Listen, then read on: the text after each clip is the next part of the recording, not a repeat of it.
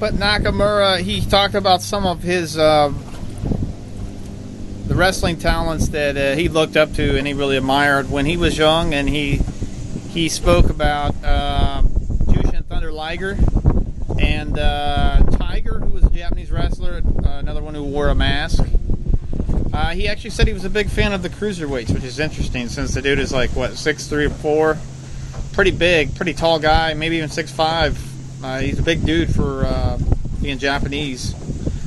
But I found it to be an interesting interview, so yeah, you might want to check that out. It was Y2J recently interviewed him there on his podcast, I think just back like in June or July.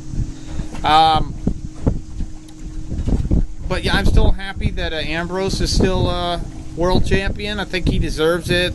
The guy works hard.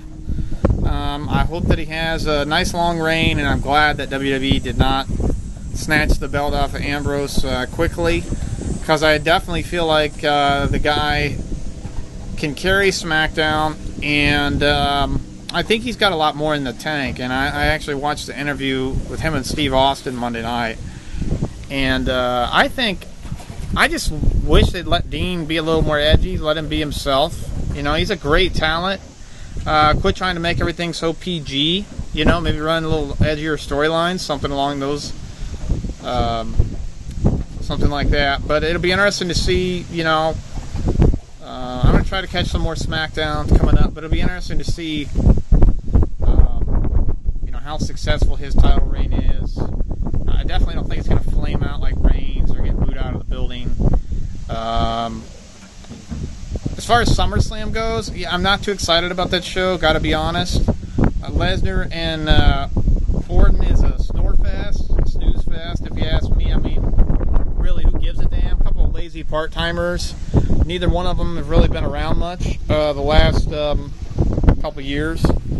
So, I don't know. I mean, I'll probably watch it, but to be honest, I was just talking to my friend Gio here earlier today, I think, and he was saying the NXT TakeOver show is supposed to be really good. I guess Nakamura is going to wrestle Joe for the NXT title, and you got Bayley and Azuka again, and pretty good tag title match as well. I have no idea what's going on with the NXT tag teams. I got to be honest, I haven't watched them recently. Just so much wrestling that you. Oh, look, I gotta give a shout out to my Chicago Cubs. They're absolutely tearing it up right now. Winners of 9 in a row, and I think 11 of the last 12 games, something like that. It's hard to keep track. They've been winning so much lately. They are 30 games above 500 going into the series with the Cardinals, which starts tonight.